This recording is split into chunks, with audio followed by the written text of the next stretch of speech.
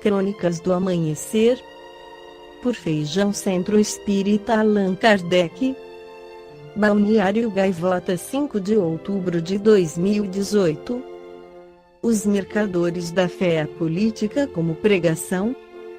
René Garcia Júnior escreveu para o Jornal do Brasil dia 25/09, que qualquer que seja o resultado final das próximas eleições, você, eleitor, em algum momento dos próximos 4 anos, provavelmente vai se sentir traído ou enganado. Essa é a lição que depreendemos da história recente. Políticos eleitos, sistematicamente, por reiteradas vezes, mentiram em seus programas e venderam para seus eleitores um paraíso de virtudes, um reino de um mundo sem dor, pecado, custo, provações e desencantos. E, para a sorte das promessas vãs, na maioria das vezes, a decepção e a traição moldaram o relacionamento entre eleitos e eleitores, como podemos comprovar na deliciosa obra, recentemente lançada por Chico Otávio e Cristina Tardáguila, Você Foi Enganado. Intrínseca, 2018.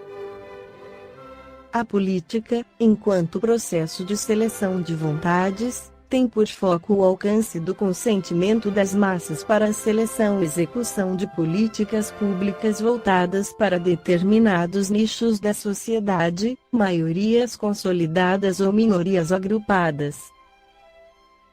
Em tese, o voto é que define o processo de seleção de prioridades, envolvendo a escolha de critérios para alocação de recursos públicos. Esta dupla função da vontade popular deixou de ser uma forma de alcançar a virtude, em seu conceito filosófico clássico, e passou a ser a arte da promessa de sonhos, locus do devaneio, espaço para a criação de utopias, verdadeira descrição de lugares que só existem nas promessas dos candidatos a cargos eletivos. Assim tem caminhado a humanidade desde a Grécia Antiga, a Roma consular ou ao populismo das democracias contemporâneas. Talvez seja esse o motivo para que pregadores, mercadores da fé, tenham tanto sucesso em campanhas políticas. O Brasil de hoje não é diferente do universo descrito acima. O que estamos vivenciando é um grande surto de uma doença altamente contagiosa, um vírus com elevada taxa de reprodução, que, sorrateiramente, invade a mente e o coração de um amplo grupo de pessoas, tornando-as uma espécie de zumbi, morto-vivo, um alienista, despossuídas da capacidade de refletir e pensar. Legiões de admiradores e serviçais lançam-se em ataques furiosos quanto a tudo que não lhes é semelhante, exaltam ódio, fúria e fogo, cospem fel, bafejam rancor. Como chegamos a esse estágio da história?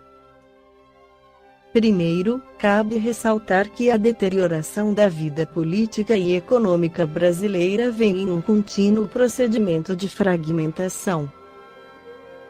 O processo de formação e construção da democracia enquanto princípio universal, alicerçado na inspiração do iluminismo, nos valores da democracia liberal, no Estado de Direito democrático, nos capítulos forjados no respeito à dignidade humana e na valorização do capital e do trabalho, vem sendo torpedeado em décadas, vítima de abuso de gestos e atos dos 3 poderes da República.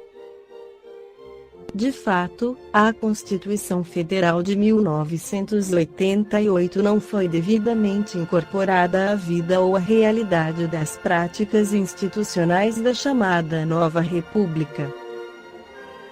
No século XIX, Allan Kardec antecipou um fenômeno social que está ocorrendo hoje e que é objeto de estudos de vários pensadores e analistas de geopolítica. Entre eles está David Oticopif, ex-assessor de Bill Clinton.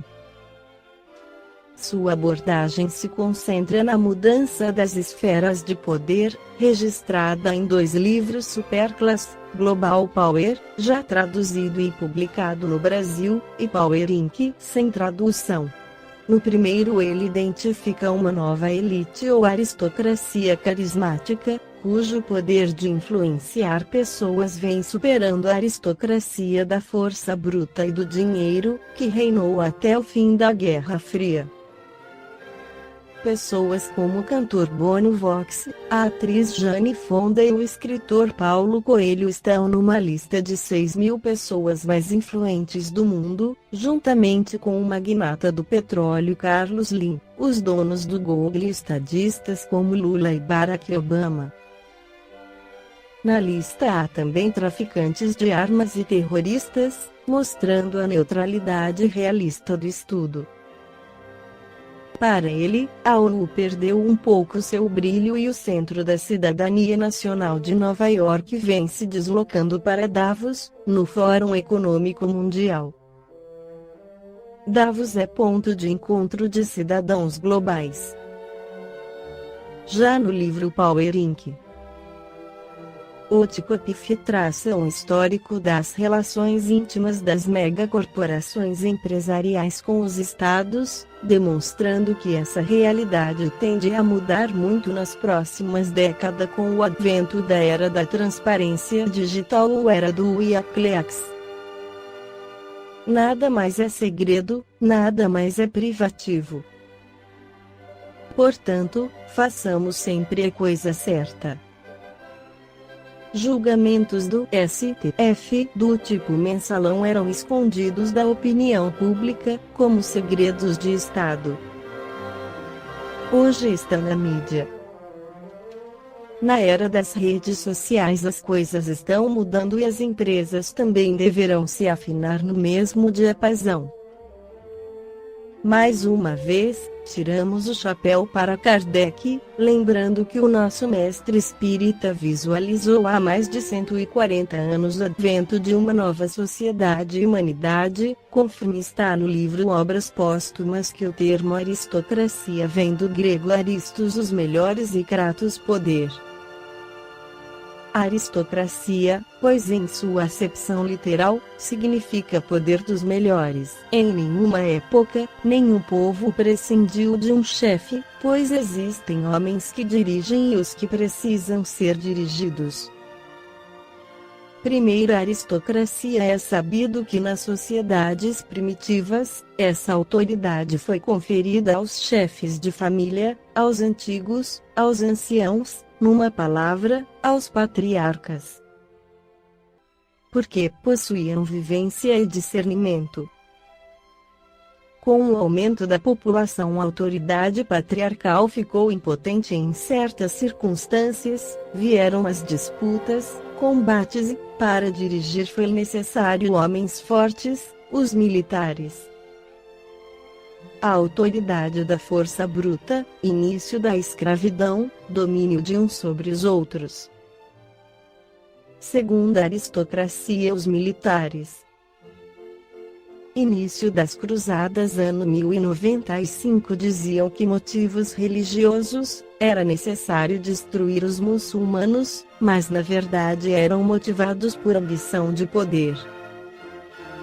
Terceira aristocracia do nascimento, os fortes passavam o poder aos filhos e para isso usavam as forças militares e alegavam o direito divino, diziam-se eleitos de Deus. Foi então dividida entre superiores e inferiores.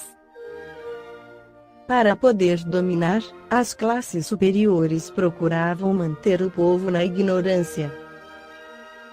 A classe inferior percebeu que para sobreviver necessitava do trabalho e foi desenvolvendo a inteligência, conseguiu abolir os privilégios dos superiores proclamando a igualdade de direitos. Nasce a burguesia, dinheiro sem poder, luta de direitos, levando à Revolução Francesa em 14 de julho de 1789. Quarta aristocracia do dinheiro. Com dinheiro se dispõe de homem e de coisas. O que não se concedia aos títulos, concedia-se ao dinheiro, mas logo se percebeu que não bastava herdá-lo, havia necessidade de certa dose de inteligência para conservá-lo. Foi então que todos os ricos começaram a se preocupar com a inteligência e curvaram-se a ela. Mas nem sempre a inteligência é sinônimo de moral e pode-se usá-la para fazer o mal. Como também só a moral, sem a inteligência, nada pode fazer, é necessário a união de ambas. Será essa última? Ela é a alta expressão da humanidade civilizada. Não. A inteligência nem sempre é uma garantia de moralidade, e o homem mais inteligente pode fazer um emprego muito mal de suas faculdades. Por outro lado, só a moralidade pode, a miúdo, ser incapaz.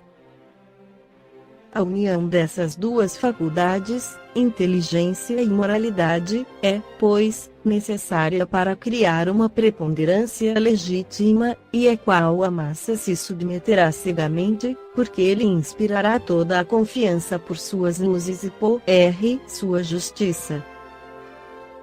Será a última aristocracia, a que será a consequência, ou antes, o sinal do advento do reino do bem sobre a terra. Chegará muito naturalmente pela força das coisas, quando os homens dessa categoria forem bastante numerosos, para formarem uma maioria imponente, será a eles que a massa confiará os seus interesses. Como vimos, todas as aristocracias têm a sua razão de ser, nascendo o estado da humanidade, ocorrerá o mesmo com aquela que se tornar uma necessidade, todas fizeram, ou farão, o seu tempo segundo o país, porque nenhuma teve por base o princípio moral, só esse princípio pode constituir uma supremacia durável, porque será animado dos sentimentos de justiça e de caridade, supremacia que chamaremos aristocracia intelecto-moral. Um tal estado de coisas é possível com o egoísmo, o orgulho, a cupidez que reinam soberanos sobre a terra. A isso responderemos com firmeza sim, não somente é possível, mas chegará, porque é inevitável.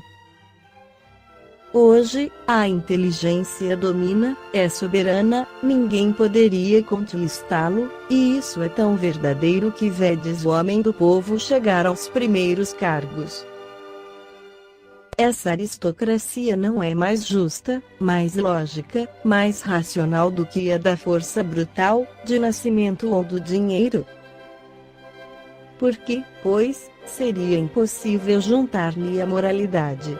Porque, dizem os pessimistas, o mal domina sobre a terra. Está dito que o bem não o dominará jamais. Os costumes e, por consequência, as instituições sociais, não valem 100 vezes mais hoje do que na Idade Média. Cada século não foi marcado por um progresso. Porque, pois, a humanidade se deteria quando tem ainda tanto a fazer.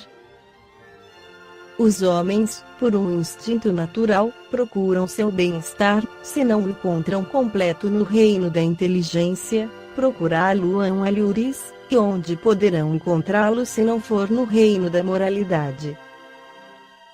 Para isso, é preciso que a moralidade domine numericamente.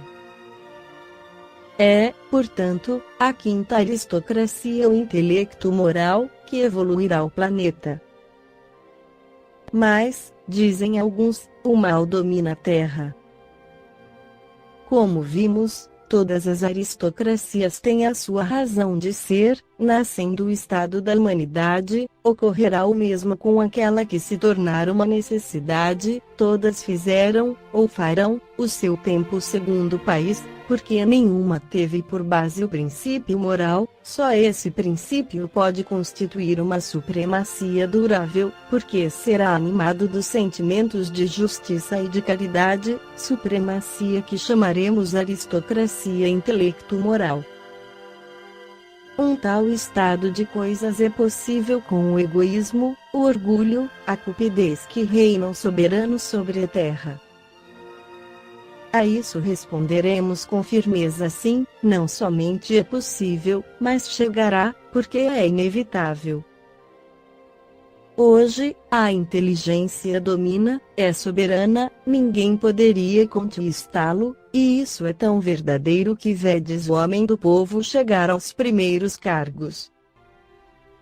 Os bons não são tão raros, os maus são numericamente mais numerosos, mas parecem muito mais porque são audaciosos, os bons ao contrário não fazem alarde das suas qualidades, entre os maus existem muitos que o são por influência e que melhorariam desde que influenciados pelos bons.